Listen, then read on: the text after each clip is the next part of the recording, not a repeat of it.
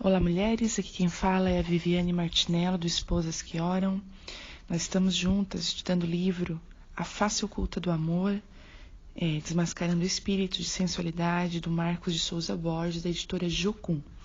Hoje nós vamos entrar no áudio 14, nós vamos finalizar o capítulo, o esquema Jezabel no Novo Testamento, e nós vamos hoje falar sobre as características desse espírito.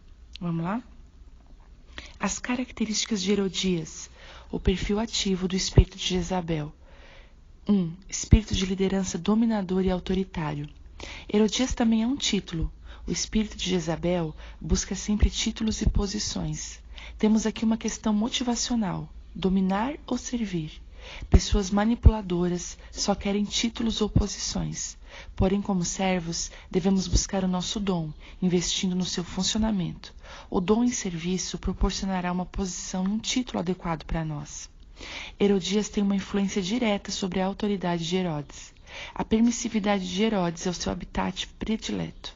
Este espírito parasita a posição de pessoas em liderança, cometendo abusos crassos. A sua meta é se infiltrar e se alojar em estruturas de liderança. Na verdade, o perfil de personalidade induzido por Jezabel não pode agir se não estiver um Acabe. A pessoa se oferece para agradar e jamais contrariar. Porém, em troca, ela exige uma posição diretamente influente. Jezabel e Acabe trocam os chapéus. São a fome e a vontade de comer juntos. Um se alimenta do outro e, assim, estabelecem fortalezas contra o conhecimento de Deus. 2. Confirma sua superioridade através do desprezo.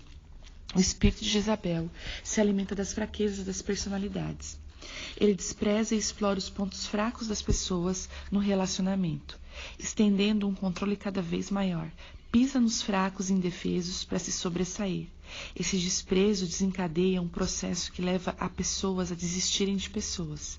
A motivação que se exalta é apenas a de tirar todo o proveito que puder. 3. Despreza a lei e a família através da imoralidade. Pois João dizia a Herodes: não te é lícito possuir a mulher do teu irmão. Marcos 6,18. Este espírito sempre atua na ilegalidade, vive no adultério. Tem um ódio homicida dos justos, mas sabe agir com sutileza. Proporciona um ambiente de falsa paz, tenta impor aquele alívio das pessoas viverem bem estando em pecado, cauterizando a consciência e pervertendo valores. A imoralidade é uma das principais estratégias, tanto na maneira como ela se vendeu a Herodes, pois antes era esposa do seu irmão, quanto na maneira como ela expôs a sua própria filha à sensualidade. Percebemos como ela é implacável. Este proceder imoral contra a lei de Deus tem dois objetivos fundamentais: destruir a família. Obviamente, ela acabou com o relacionamento de Herodes com seu irmão, tendo destruído sua família por ser a outra. E destruir os jovens. Manipulou, abusou da própria filha, expondo-a sexualmente ao próprio padrasto, para ter seu ódio contra o profeta de Deus, protegido pelo seu suposto marido, consumado numa condenação calculada. 4. Ódio homicida contra toda a voz profética de Deus. E Herodias o espiava e queria matá-lo, mas não podia. Marcos 6,19. O maior desejo do espírito de Jezabel era matar João Batista, silenciando a voz profética que a denunciava. Vivia a cata de pretextos para destruir João. A raiz aqui é a superioridade, competição, dominação e o medo de ser exposta. Este espírito provoca em suas vítimas feridas dolorosas no orgulho. A dor dessas feridas e o sentimento de rejeição são traduzidos pelo ódio.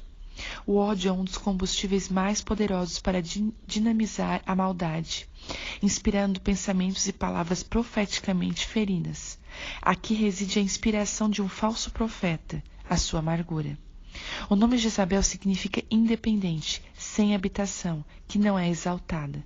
Este espírito luta por adoração e por isso deseja ameaçar, perseguir e eliminar os seus oponentes. Diagnosticamos a influência deste espírito em pessoas exageradamente controladoras, que restringem a liberdade alheia. Dar lugar a este espírito é a principal atitude responsável por tantas divisões na igreja.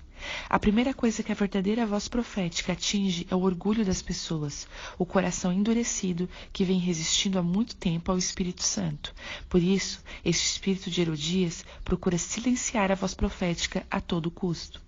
5. Manipulação e encantamento. Herodes mandara prender a João e encerrá-lo manietando no cárcere por causa de Herodias. Marcos 16:17. Herodias impunha abertamente um fardo de manipulação sobre Herodes. Calculadamente, o espírito de Jezabel sabe jogar com as pessoas e as situações no momento certo. Este espírito destrói as motivações de suas vítimas, perverte e cauteriza a consciência. É impressionante o controle que Herodias exercia sobre a sua própria filha. Chegando um dia favorável, entrou a filha de Herodias dançando. Marcos 6:21. É igualmente impressionante constatarmos o sarcasmo da situação onde Herodes, no dia do seu aniversário, que era quem devia receber algum presente, é induzido a assassinar o profeta de Deus a contragosto, manipulado e seduzido por Salomé, que estava sob a manipulação de Herodias. A coisa é quase como um jogo de xadrez. Pessoas, situações e momentos especiais são calculadamente usados, desrespeitados e ultrajados, agressiva e sutilmente ao mesmo tempo. Percebemos como a vida de Herodes naquele momento estava nas mãos de Salomé, e a vida de Salomé nas mãos de Herodias. Uma cena de fantoches, onde apenas as cordas de Jezabel se moviam. Herodes foi seduzido e enfeitiçado por Salomé. Ele estava embriagado pela sensualidade. Expõe-se propondo um juramento absurdo. Quantas coisas poderiam ter sido pedidas dele? A pior coisa lhe foi pedida, mas ainda que todo o seu reino, ele sujou as suas mãos no sangue inocente daquele que Jesus disse ser maior do que profeta. Só o poder do encantamento explica essa situação tão irresponsável e criminosa na qual ele se colocou. 6. Deturpação do propósito divino em relação à identidade sexual. Percebemos como fatal e sutilmente Herodias impôs a sua vontade e como Herodes se curvou a fazer uma coisa que ele não queria fazer. Analisando todas as informações trazidas pela Bíblia, fica fácil perceber quem mandava no relacionamento. O espírito de Jezabel tem por objetivo causar uma desordem em relação ao princípio de autoridade instituído por Deus, principalmente por provocar uma inversão de papéis no relacionamento conjugal. É importante entender que esta entidade não deve ser confundida com uma mulher, pois ela não tem sexo. Pode atuar através de um homem ou de uma mulher que dê espaço para sua infiltração. Sabe-se que o homem é o ser menos influenciável e o de maior autoridade, enquanto a mulher é o ser mais influenciável e de maior influência.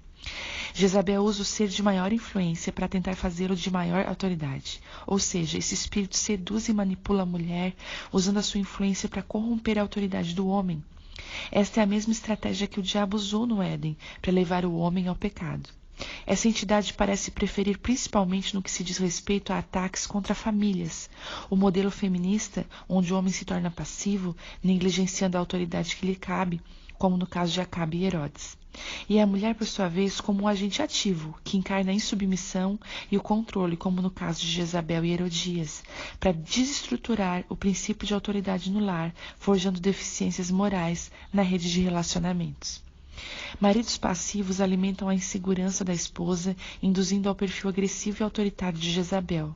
A insubmissão de muitas esposas nada mais é do que um grito de rebelião à insegurança provocada pelo marido, que deveria ser o cabeça do relacionamento. Muitos casamentos são desmoronados por essa desordem referente aos papéis de cada um. É também comum vermos o outro modelo que podemos denominar machista, onde o homem se torna um agente exageradamente ativo, encarnando a agressividade do espírito de Jezabel, e a mulher o agente passivo, nulo no relacionamento, traduzindo o espírito de Acabe. Este espírito, na verdade, odeia as mulheres e deseja destruí-las. Um exemplo disto é fortemente mostrado na cultura de vários países islâmicos, onde a mulher é tida como um ser inferior. Jezabel, de alguma forma, quer tirar a mulher do lado do homem, de onde ela foi tirada por Deus, colocando-a na frente ou atrás. Um homem e uma mulher de Deus andam lado a lado. Essa disfunção de papéis, caracterizada pelas posturas machistas e feministas, tem como resultado o homossexualismo e o lesbianismo. O espírito de Jezabel é a mãe dos homossexuais. Filhos e filhas homossexuais normalmente são vítimas do esquema Jezabel na vida dos seus pais. Conclusão. É importante ressaltar a continuidade deste esquema maligno contra a igreja primitiva após a morte de João Batista. Dentre os discípulos que Jesus havia treinado, 3 deles receberam um investimento que poderíamos interpretar como especial. Pedro, Tiago e João, em algumas situações, como na transfiguração, na ressurreição de Talita e etc., eles desfrutaram de uma participação particular que revelava claramente uma intimidade maior. Estavam sendo preparados para exercer uma liderança de grandes proporções, que se estenderia sobre toda a igreja e viria a crescer espontaneamente a partir do Pentecostes. Obviamente, esses 3 homens tornaram uma ameaça para esse espírito de Jezabel que operava em Herodes. Em Atos 12, a Bíblia relata que o rei Herodes estendeu as mãos contra alguns da igreja para os maltratar e matou a espada Tiago, o irmão de João, que era um dos pilares desta tríplice liderança. Com certeza, Herodias estava por trás disso. Depois disso, com o apoio dos judeus, ou seja, sob o pretexto de um zelo religioso, quis fazer a mesma coisa com Pedro. Esse, depois de preso, seria executado se não fosse sobrenaturalmente solto por um anjo em virtude da oração incessante da igreja. E Pedro, tornando-se a si, disse: Agora sei verdadeiramente que o Senhor enviou o seu anjo e me livrou da mão de Herodes e de tudo que o povo dos judeus esperava. Atos 12. Por fim, Herodes, embriagado pela sede de poder, delira sendo adorado por Deus, sendo adorado como Deus pelo povo. O mesmo anjo do Senhor que libertara Pedro o fere, e comido de bichos, expira e morre. O próximo versículo após a morte de Herodes declara o triunfo da igreja, e a palavra de Deus crescia e se multiplicava. Atos 12, 24. A igreja primitiva não se intimidou. Mesmo em face da morte de João Batista e Tiago, se manteve em obediência profunda à palavra profética, tinha a marca da ousadia e por isso prevaleceu contra o esquema de Jezabel na sua geração.